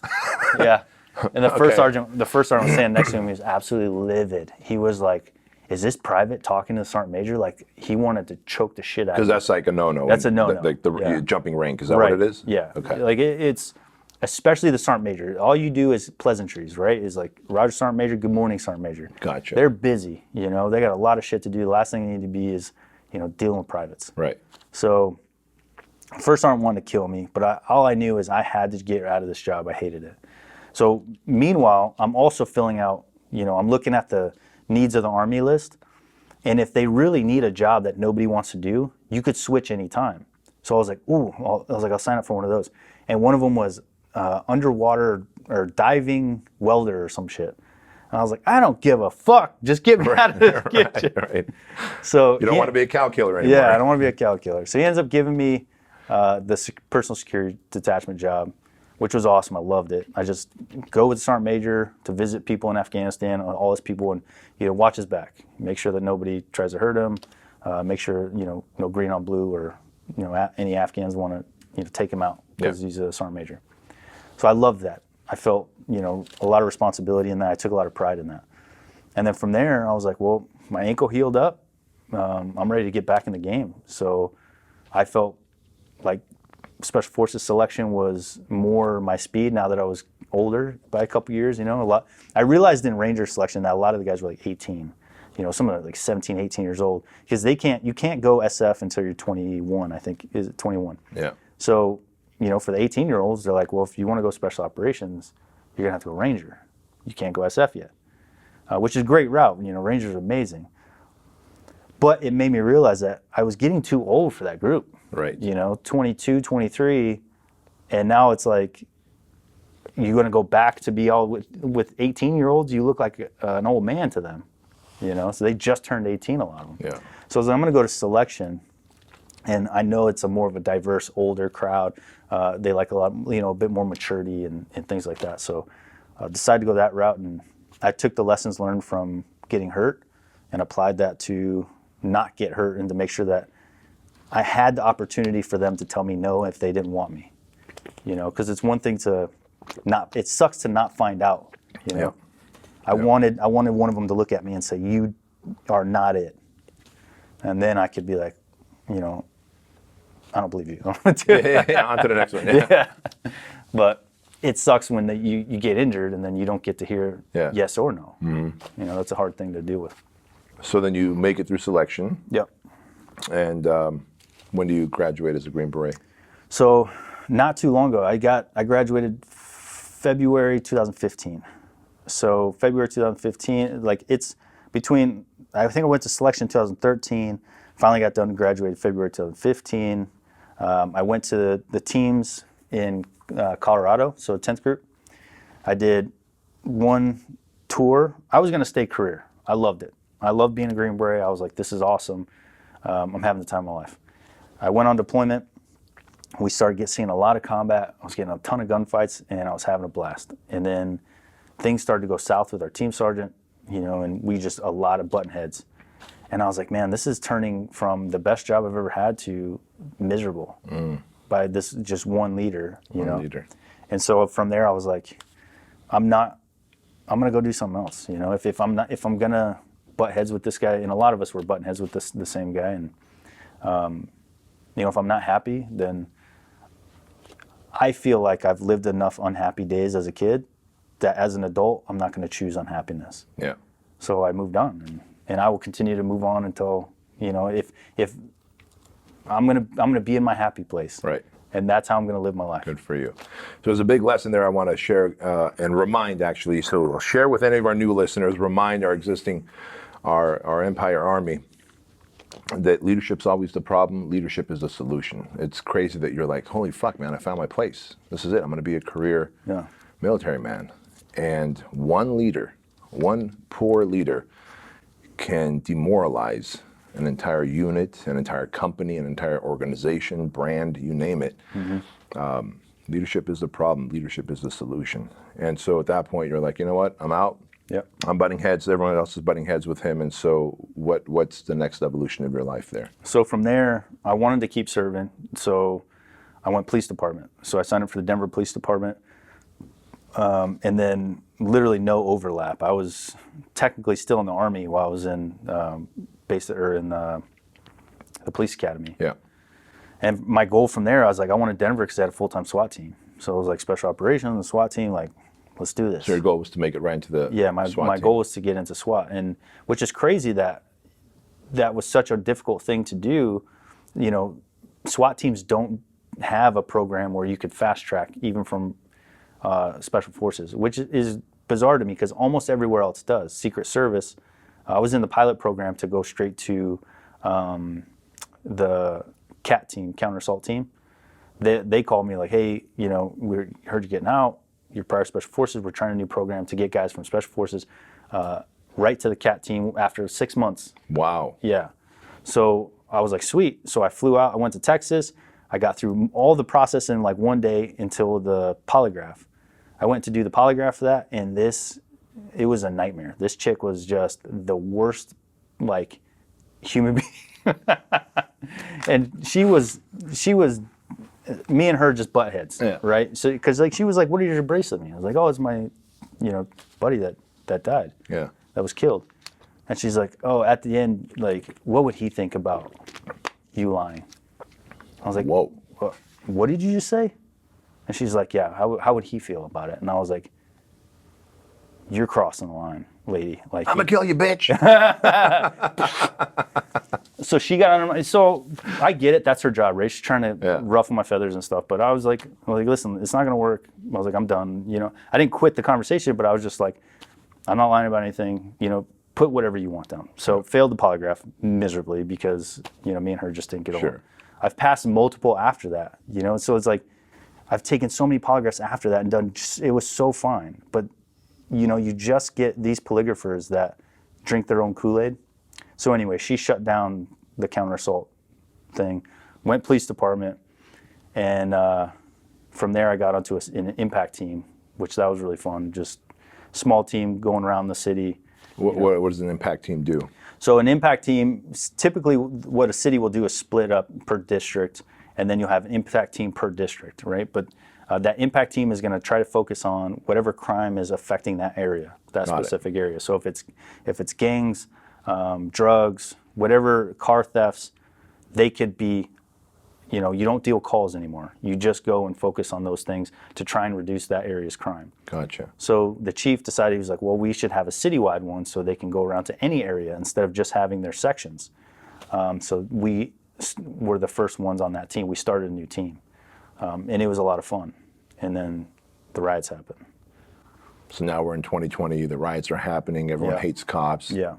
Holy and then smokes. From there, the department started kind of selling out cops, in my opinion. They were like not having cops' backs. One of my teammates is on like getting this like federal investigation he's on a moving truck, shoots a pepper ball, because we're getting rocks are just getting pelted at us.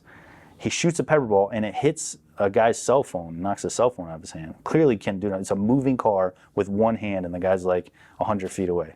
And they were like, oh, he must have done that on purpose. Wow. He must have targeted that guy. And so he's under this like huge lawsuit, and it's like no one's looking out for the cop. Like, who's gonna protect the cop? Like, you guys are selling us out. And I was like, listen, I'm not gonna risk my freedom for you if you're not gonna support me. I was like, that's too much. So that's when I was like, okay, once again, it's time to go find a new happiness. But this time, I'm not doing it for anybody else. I was like, I refuse to work for somebody else again. I was like, if I think I could do better, then I need to do better and stop, putting my faith in these huge organizations where I'm just a cog on the wheel. So at this point, you're at 32, 33 years old, right? And up to this point, you're just like, all right, I'm going to try and work for an organization, whether the organization is the military or police department or whatever it was. Right. And so had entrepreneurship run through your mind before? I always like felt drawn to it. I always felt drawn to just running with ideas because I have faith in myself after all the things I've been through and made it to the point where I've made it. I believed in that if I made a decision, I could do it. I could follow through with it and I could make it happen. I've proven that to myself. So I always found a lot of joy in thinking of different ideas. I just never settled in on one that got me truly excited I wanted to run with. But then while I was a cop, I was like, I'm going to write a book. I was like, I don't care if anyone reads it. It's not about them reading it, but I was like, I feel like this will be therapy for me. Mm-hmm. And it would be nice for my daughters to have this book. And so one day they could read it and be like, wow, this is what Dad went through. This is how far he came. This is how far he carried that torch. Let's keep it going. Let's not let him lose that momentum for our family's sake. And so that was the true purpose of that book for me. It's like, that's awesome, man. That's actually a lot of forward thinking there. I'm hoping, because it's like, we got to break the chain. We have to break the cycles. We can't. And it scares me to death to think that any of those behaviors that I grew up with can slip back in. Right. So if that book could, be a reminder, it's like, hey, this behavior exists in our family. You need to avoid it at all costs. Yeah. You didn't experience it. My daughters have never even met my mother, and so they've completely cut off from that. Like that cycle is broken. Good for you. So that was the goal of the book. And then I got invited to do a podcast. And it was called Badass Dads, and it is one of my mentors that records it. And my story, they were like, dude, it's powerful, like it's helping people. And I was like, that changed the game for me. When somebody told me that my story helped them and that it impacted them, it was like a fire just lit inside me. And I was like, it was like taking a drug for the first time or something. Like I can't even describe how good of a feeling that was to use my negatives and turn it into a positive for somebody else. Yeah. It made a whole new path for me, a whole new passion. And so then I was like, this book does not need to just be one sitting on my shelf that nobody reads. What if I get people to actually read it and I could help more people? And then what if instead of just the book, what if I do a YouTube channel helping people? And I'll just jump on there and try to give them the wisdom I've learned, and be a normal dude. And I think a lot of times SF guys, they try to live up to each other, right? Sure. We're tough guys. We're hard as nails. And they are, right? I mean, a lot of them are, but at the same time, we're not. We're just normal dudes. And we have to take our brothers out of our minds when we're creating content for people and think about that person who hasn't done it yet. Yeah. Just don't make yourself larger than life so he doesn't think he can make it. Just be a normal dude so he knows that he has just as much chance to make it as you, and you're not special.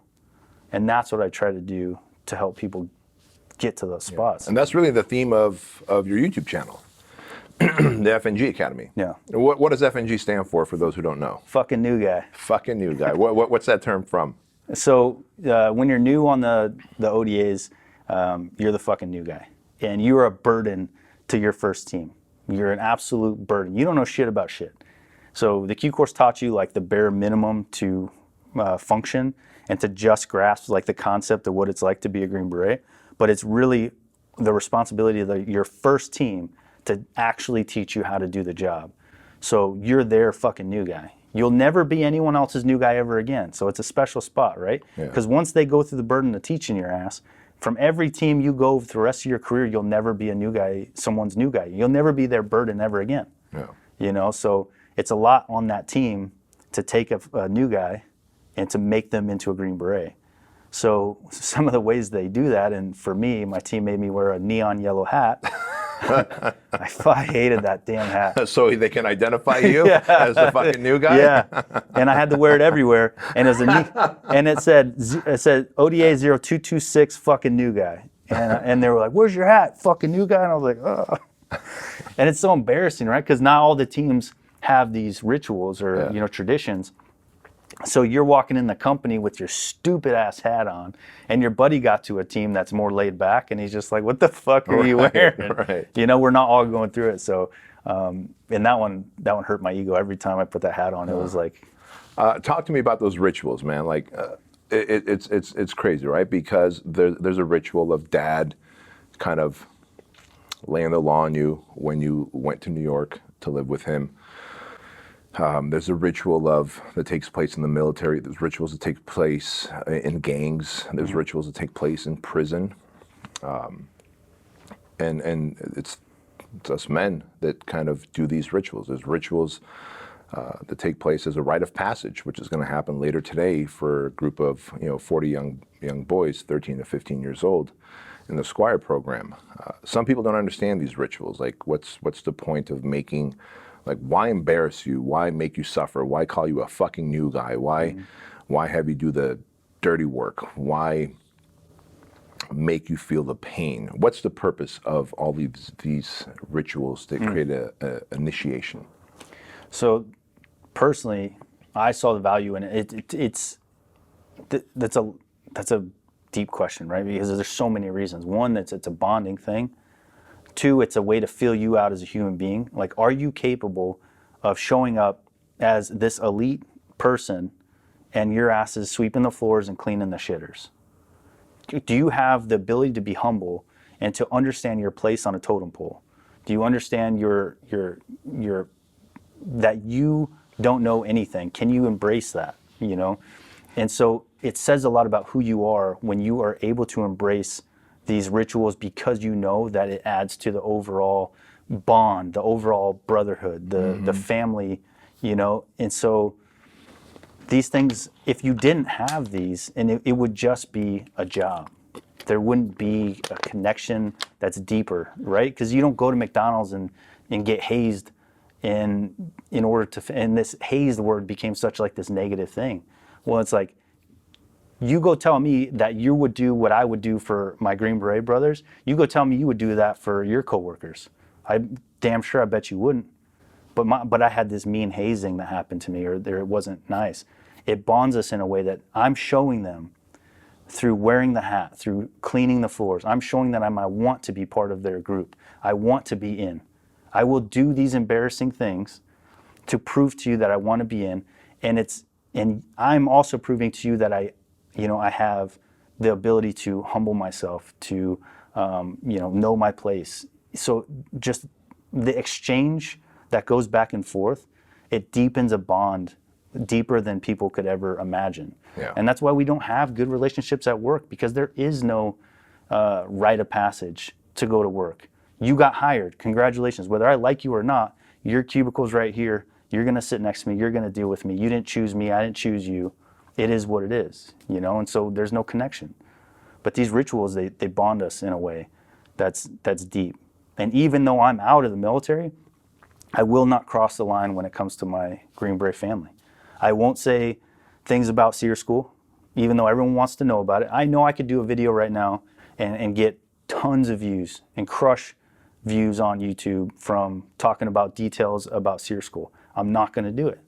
I'm not going to talk about things that are OPSEC that are going to put my brothers at risk. I don't care how many views that's going to get or how much money that could make. I'm not going to do it. That bond runs deep, and I'll always have their backs before putting money or notoriety ahead of them.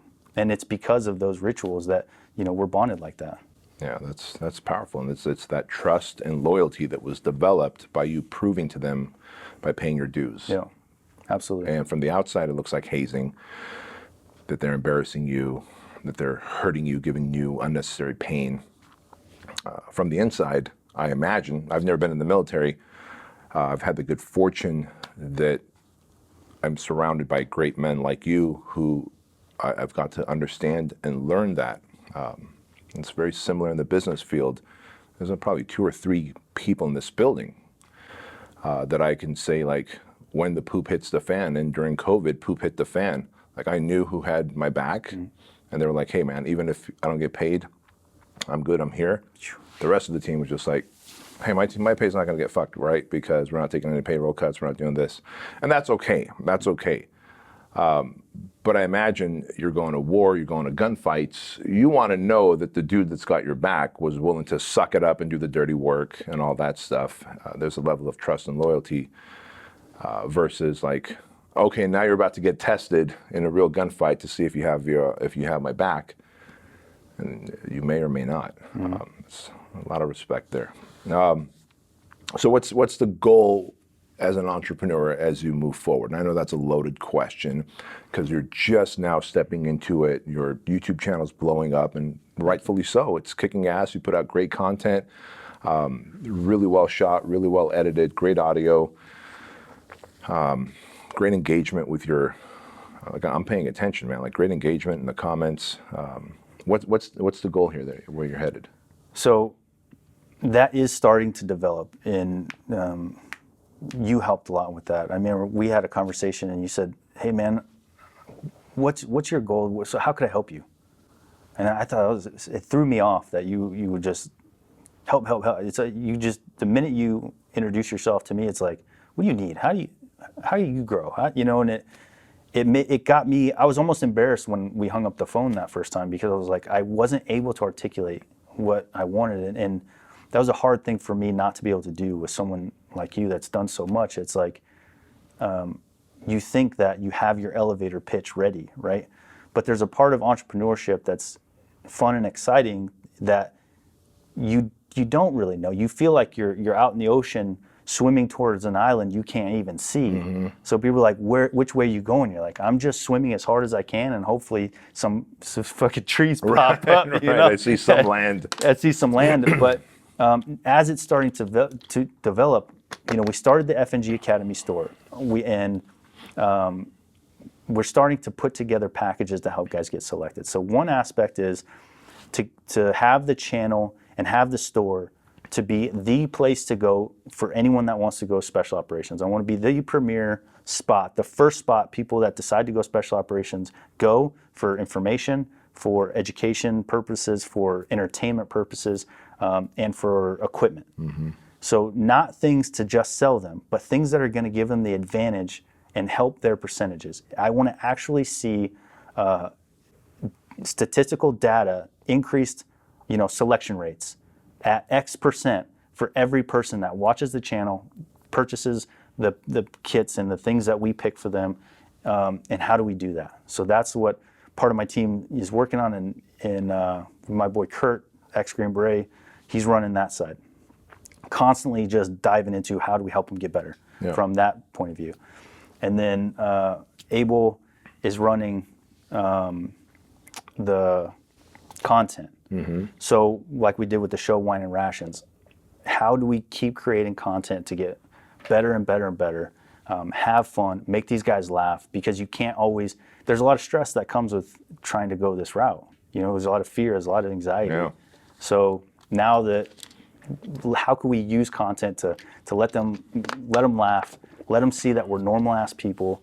If we could do it, they could do it, and entertain them throughout their phases of this long process that they're about to go to, because it's not overnight. It's gonna be years of their life grinding to get to the point where someone hands them that Green Beret. Yeah, that's powerful. I'm just curious for my, just as you get to talking, I'm like, ooh, I wonder if there's going to be any live events, like if he did a live event, like some kind, not a retreat, but like some kind of an experience where maybe a group of dudes fly out who ultimately want to go through selection, and they get to work with you and your team, who really give them a taste of what they're in for, to see if they could really hack it or not when they commit to the real deal. Yeah, is there anything in plans like that? We have talked about that. So another member of the team is current Green Beret too, is Tom, and he is looking at land in Texas and building a facility. His plans are huge. So it's going to be a little bit down the road before it gets to the point where he wants that to go, that side of it. But he wants, he calls it bro camp. And he wants the bro camp to be a place where we're going to teach you, but yes, and we're going to give you a taste, and kind of similar to what you do for them. But I want you to leave feeling just like you had a blast. And let's decompress and then hang out with them, spend some time with them. So yes, that is in the works, but that's something that we want to get right. Yeah. And that's going to take a lot of thought and effort. And the last thing we want to do is to rush into that and not have it be the perfect, experience. Yeah. And you're right in doing that. It is heavy lumber in putting together an in-person experience where you're controlling every element of what they get to experience, what they get to eat, drink, sleep, think, the fear, the chaos, etc., that you might bring, and then the lessons that come with it, etc. We do it to help men evolve and develop into their highest level, and whether you're doing it to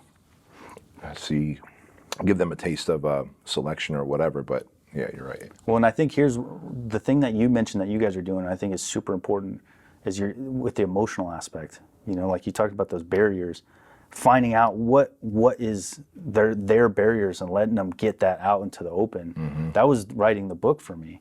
These guys need this. Like I've got guys that hit me up. They're like, my family doesn't want me to do this. Everyone's like all the closest people in their lives are super negative, and like really just putting them down and telling them they can't do it and stuff. So I love the aspect that you guys hit about the emotional side, because mm-hmm.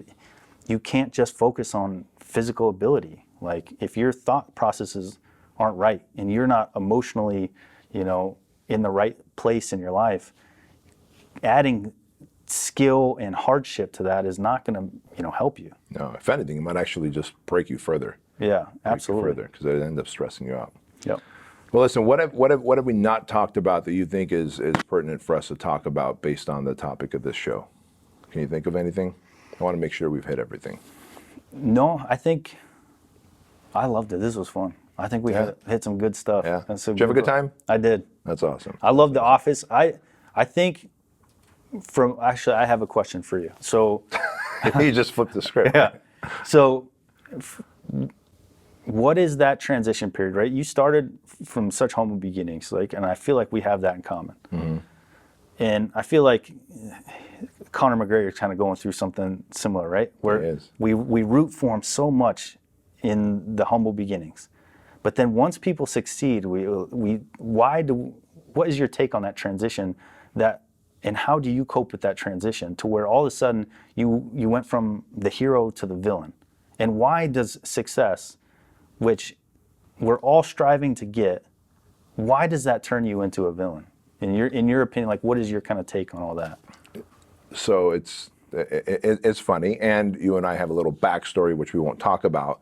The thing you texted me on, mm-hmm. where all of a sudden you were kind of villainized because of the success you're starting to see. And that's a really good thing to share with the audience here, because as you start striving for success, and you start developing that success, you might find people from your past coming out and, sharing on social media what a bad human you are. And you're like, man, I barely knew you. We barely had anything in common. Or you might find new uncles and aunts who maybe need to borrow money all of a sudden. It's kind of like I imagine what a lottery winner, someone wins the lottery and you develop all these new family members out of the blue. But I think the reason people you start getting villainized, first of all, you start getting villainized by the people who you're really acting as a mirror for. Because you're like, hey, I had this conversation with my son. My son's 15 years old, he's in high school, and he's like, hey, Dad, don't you think that maybe the rich, like us, we should be paying more taxes? Because if we did, then people could have a better life who are kind of making that lower income level. I'm like, son, don't forget that I was dumpster diving as a kid, went to 3-4 different elementary schools, 2 different junior highs, 2 different high schools. We moved around so much, lived in Section 8 housing, etc. He's like, yeah, I know. I go, so if I can make it, why can't anyone else? He's like, yeah, you make a good point. I go, but the people that are crying about it are the ones that you're holding up a mirror to, because they don't like to see that you came from where they were and then you decided to soar like an eagle. They're more like a crow.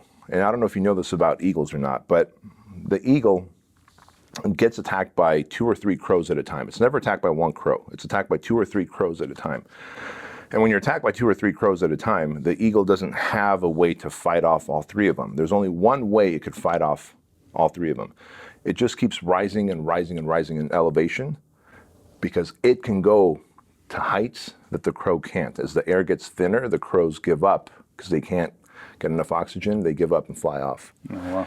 And so the part where you start kind of feeling like you're being villainized is the part where now you're making noise, now you're doing something, and they're feeling threatened.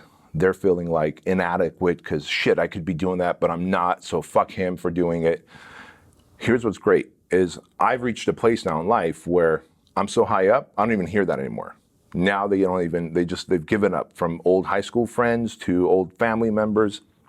they've given up. But there's a period from where you started to where you're going to be high enough where now just people root for me. I'm surrounded by people who are like-minded, who root for me, whether it's Tom Bilyeu, who started Quest Bar, or Jesse Itzler, whose wife owns Spanx, and he created Zico coconut water and NetJet, and it's half of a basketball team, Atlanta, where the fuck the Atlanta, whoever's they are called. And it's so cool to have people rooting for you instead of people hating on you. But there's almost, speaking of rite of passage, there's a rite of passage between going from white trash or fucking immigrant, foreigner, blue collar, whoever person to this guy or gal that you're going to be. That rite of passage is how much hate can you take? I always say, how much shit are you willing to eat? And keep missing weddings, keep missing funerals, keep missing birthday parties. And they go, I had one guy tell me, when's enough? How many more birthday parties and weddings are you gonna miss? Trying to make me feel guilty. And I was like, motherfucker, how many more kids can I help through Shriners Children's Hospital? How many more kids can I adopt through Compassion International? How many more kids can we buy shit for every Christmas through Toys for Tots? What about all that when I donate all that fucking money for, right? Don't make me feel fucking guilty because your fat ass is watching television all fucking day long and you're inadequate and I'm holding the mirror up to you. That's what your success is. Since then, now that guy's not even in my life. You just transcend where just the people in your life are fucking badasses. And you're like, oh shit, this is cool. But that's the only reason why people get toxic and they begin to hate on you and they see you as a villain is because you are a mirror reflecting, showing them the inadequacies that they're living. They're not following a purpose, a passion. They're addicted. You left fucking meth capital. They stayed. It's a choice you made. You fucking problem solved. They didn't. Same with me. Like all my buddies, like from Anaheim, hey, remember when we used to strip cars down and fucking carjack? Yeah, I do, and I fucking feel horrible about it. I fucking feel awful about it. And I'm trying to fucking rack up so much karma points right now to fucking counteract all that. Because the little fucking Asian dude that we stole his fucking Honda Accord, he didn't fucking deserve that. And I would justify it with, well, he's got insurance. He's got insurance, and I need fucking money anyway. He probably comes from a rich Asian family. I'm just a fucking, living in Section 8. What the fuck is that about, right? And so I was like, hey, man, actually, no, I don't want to remember that. And Tony Soprano says, remember when is the lowest form of conversation that any two people can have. And so the people that you're going to be hated by and villainized by are the people who want to have the remember when conversation. Remember when we were like smoking out together? Remember when we were beating dudes up? Remember when, no, man, I want to remember when I was fucking selling out, like buying everything out of Target to fucking donate more to fucking Toys for Tots. That's what I want to remember when, not the fucking stupid shit we did. But that's my perspective on that. Someone else's could be different, but I just go like, do like the fucking eagle. Just keep rising until these fucking crows can't handle the altitude and they drop off. I appreciate that. Yeah. Where can people find you, connect with you, hear from you? So Instagram is Sean Buck Rogers, and then I'm behind. I'm not gonna lie. I'm behind on answering the questions on there. I get a lot of DMs from guys wanting advice. Yeah. And at first I was so happy, and I loved to get back to them, and I still do. But it's gotten a bit overwhelming. So, but I'm doing my best. And for a while, my wife would read the question, and I would answer the question, so that way we could be knocking it out. She'd say, okay, well, this guy wants to know this. Roger that. Tell him this, this, this, and this. And she, okay, send. And then I would keep that going so I could answer all their questions. And then we had the baby and the move, and now it's 100 plus all the time. So, but you can still send your questions. I'll do my best to answer, guys. But we're really trying to, like on the website, the fngacademy.com, we did a store with a forum so that way guys can communicate with each other. Because I think, honestly, they are the best help for each other, right? Because they're the ones, pushing through the mud and finding new issues that they have to contend with. And then one will get past it. And they don't realize that they're their own best friends. They just need to communicate with each other more. So the fngacademy.com forum, they can jump on there and start helping each other out. Great resources. So Instagram, Sean Buck Rogers, FNG Academy, and the forum, and of course your YouTube channel, FNG Academy. One last thing before we leave. I learned about it in your YouTube video. Buck is your nickname? Yeah. How did you get the nickname Buck? Yeah. So if you're Sean Rogers. Yeah. So when I first showed up to the team, I was standing there and I walk in and I'm all excited, like I'm gonna go meet my team. It's my new family. and there's just, a few Green Berets just working, typing on computers, one's watching YouTube videos or something, and, just hanging out. Yeah. And I was like, what's up, guys? I'm Sean. I'm the new 18 Bravo. And they didn't even look up at me. They were just completely like, no one gives a fuck, dude. Yeah. Like, shut up. And so I just stood there for a while, and I was like, all right, well, this is not what I expected, and then finally one of them looks up, the Delta, the medic on the team, finally feels bad enough for me. He looks up and he goes, that's the team sergeant, talk to that guy. And I was like, thank God, something. I'm visible. Right, they can see me. Yeah, so I go up to the team sergeant, I stand at parade rest, and I was like, Master Sergeant, I was like, my name is Sean Rogers, I'm the new 18 Bravo for the team. And he looks at me and goes, don't stand at parade rest, it's fucking weird. And I was like, okay, won't stand at parade rest. After that, and he's like, what's your name? And I was like, he's not listening to me. Yeah, I thought I just said it. Yeah. I was like, it's Sean Rogers. And he goes, Rogers? Like Buck Rogers? And then goes back to fucking YouTube. And I was like, this sucks. And then he didn't even tell me anything after that. I just walked away. So I just walked out of the team room and was like, we'll try that again tomorrow. Yeah. And the name stuck. Yeah, and then everyone just, what's up, Buck? And I was like, gosh, damn it. Did you ever try and maybe shed that name, get rid of that name, or was it just it immediately stuck? So this is, for me, why I started actually using it was because at first I was like, I hate it, and I wouldn't talk about Buck. I would just, I'm Sean. My name's Sean. I'm Sean. And then my buddy called me, my buddy Jerry, amazing Green Beret. He had cancer survivor, combat veteran, total badass. He's had like 8 deployments. He calls me, he goes, hey, Buck. And when he said that, he said, hey, Buck, like, it's been my name my whole life. It reconnected me to the nickname, and I was like, it went from this thing that I was trying to get rid of to now my brothers know me as Buck. To them, I'm Buck. And when he said it like that, I was like, okay, I'm Buck. That's cool, man. That's awesome. That's awesome. Well, listen, man, thank you for spending time with us, for being so open, honest, vulnerable with us. Guys watching this, do me a favor and make sure you follow Sean on Instagram. Make sure you check out FNG Academy on YouTube and subscribe to that channel. And of course, check out his website. And as you guys listen to this episode or watch this episode, do us a favor, leave us a review and take a screenshot, tag Sean, tag myself. And as always, don't forget to tell your mama. We'll see you later.